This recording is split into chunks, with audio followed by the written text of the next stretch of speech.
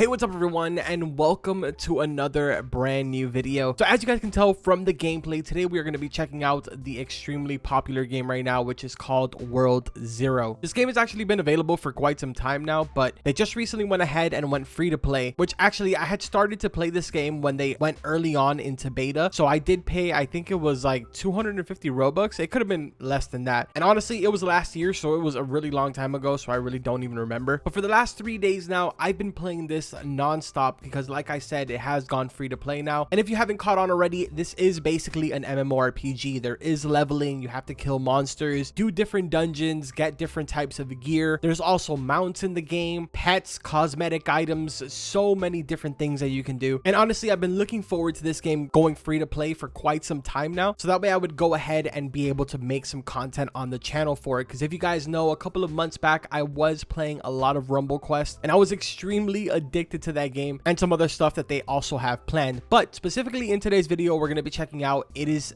basically the end game content. So as you can see, I already am level 75, which currently is the highest level that you can get to in the game. With XP, you can go all the way up to level 60, and then after that point, it's based on what gear you get. So you'll continue to go ahead and gain levels after 60, but only if you get gear that is a higher level, if that makes any sense. I probably did a very poor job on explaining that. So in front of me, you are looking at the prison towers. In order to do this dungeon, you have to be level 60, and it is very much considered basically end game content right now. Not only will you receive different types of gear that will increase your gear level, so you can go ahead and succeed to get to level 75, but you also get a specific class token out of this. So we're going to go ahead and join with this group of people. These are a completely random group of people that I just joined, but I definitely don't want to miss the opportunity on jumping in here so that I can show you guys what the prison tower looks like inside. Now back to what I was talking about before with the tokens. Every single time that you do different dungeons from different worlds, you'll be rewarded with a specific token that can be used in your classes. So when you first start off the game, you'll choose between Swordmaster, Archmage,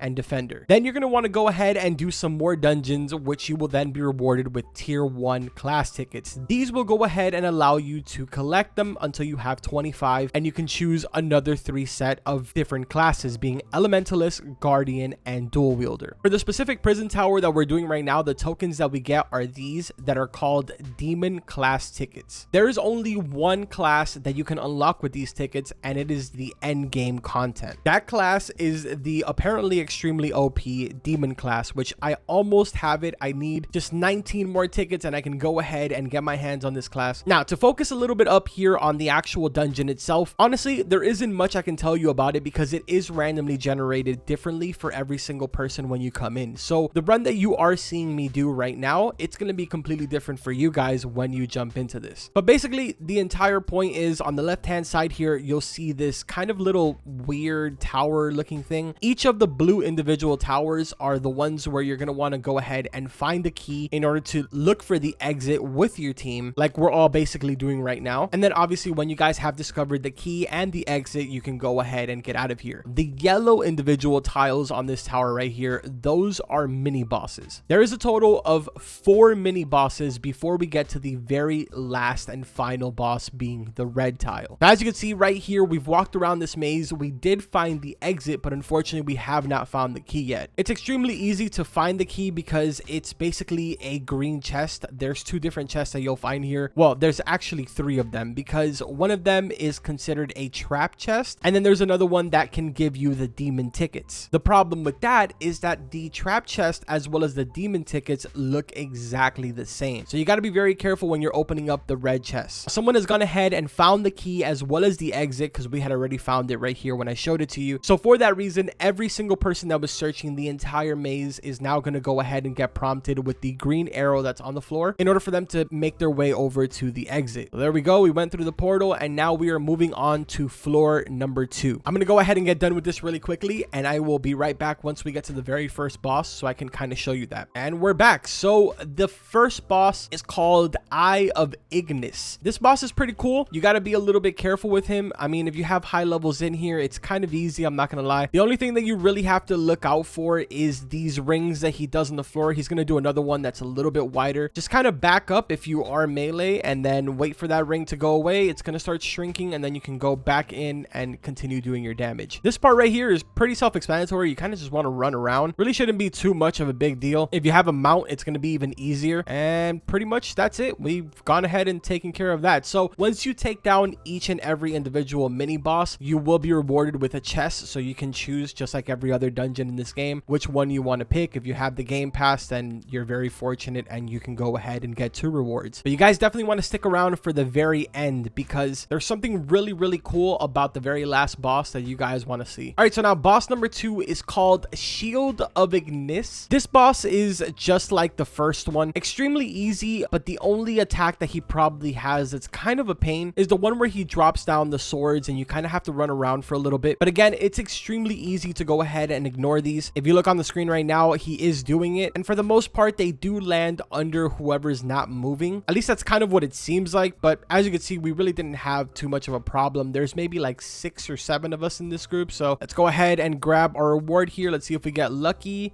And we got it right. We got a Rogue Slayer armor level 75. Not too bad. Really, right now, what I'm looking for is obviously the tickets, because I want to go ahead and get my demon class. But I am also searching for another one of these axes, the legendary ones. It's really hard to say that this is the best weapon in the game, because it really depends on how many upgrades the weapon gets and what kind of perks it has as well. But for the sake of the weapon itself, I am wearing the best armor and the best weapon in the game. Oh, lucky for me, I just went ahead and got a class ticket and found the exit. But anyways, let's go ahead now and move on to boss number 3. So this guy's name is Root of Ignis. This one honestly is more of a pain than really his difficulty. The reason that he's extremely annoying is because he does that move right there where he kind of just like throws his body around everywhere, and obviously if you land under this, it's not a very good thing. But honestly, I feel like the worst part about the entire thing is the fact that it doesn't really show you where that's gonna happen. Unlike this move that he just went ahead and did right now, it obviously shows the red circles on the ground, so you can kind of avoid this. But really, it's those moments where he throws his body down or he swings his hand where it doesn't really tell you when that's happening or in the radius that that's happening. That's really when it becomes kind of an annoying fight, and it is very possible that a mistake could go ahead and happen, costing you to die and miss out on a lot of loot. But anyways, we've gone ahead now and taken care of him, no problem at all. I'm gonna go for the purple one this time, and we went ahead and got a level 75 paladin armor. Not too bad. All right, so we've now gone ahead and made it to the final mini boss before we make our way over to the final one, and this is called Hand of Ignis. This guy honestly is probably the one where I feel like a lot of people might make a lot of mistakes here, like I just did right there.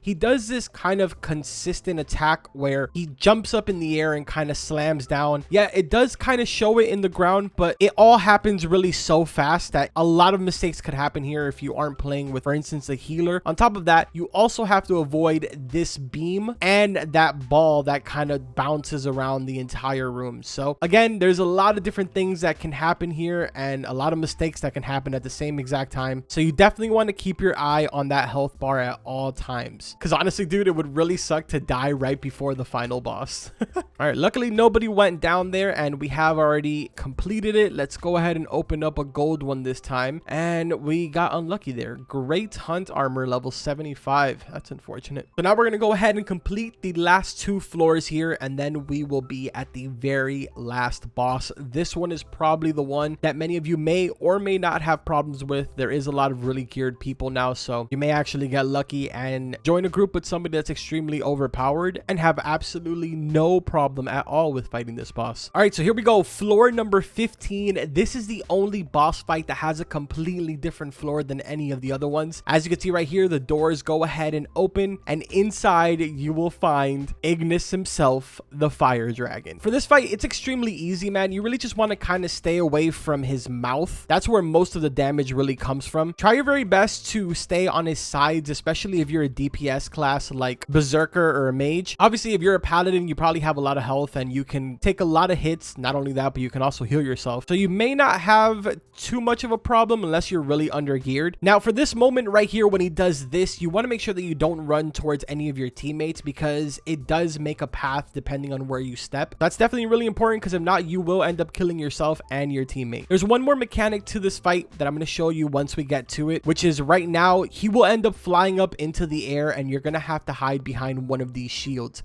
There's a total of 3 of them. Sometimes you'll use all of them if you have a more under-geared team, but if everybody in your team is probably like level 65 or higher, you'll more than likely only go through 2 shields. But yeah, we seem to be doing some pretty good damage right now to the boss. And actually, I'm standing right in front of him. I need to get on his side before I end up getting taken out here. I don't know. Maybe we're not doing enough DPS right now. Maybe we're going to end up having to use all 3 shields. All right, so we're going now. Shield number 2. We have him down to, maybe if I made a guess, it'd be like 23, maybe 22% health. Go ahead and wait till the timer goes down. The shield will disappear, and then at that point, it is perfectly safe to step out from behind the shield. Also, mixed in with the shield runs, there is going to be times where he flies up in the air and kind of shoots down this laser beam. For the most part, you shouldn't really have a problem with this because the laser is kind of random and it doesn't last very long, but just kind of be aware of it and don't let it hit you. So it seems like I may be doing the most amount of damage right now to the boss because he keeps turning to me, which means that I have aggro. Not 100% sure. Oh no. Yeah, he seems to be pretty locked on me right now. I gotta be very careful here. Man, I don't know if we're gonna be able to burn him in time before we have to use that next shield. Can we take him out here? Let's see. Oh, we did it. Perfect. So yeah, we only ended up using 2 shields. The entire run took us 31 minutes. This is the really cool part about this run. The final boss, you do get rewarded with 4 chests in total. So I'm gonna open up the first one. We got 75 Great Hunt armor. Over here, we got 75 Rogue Slayer armor.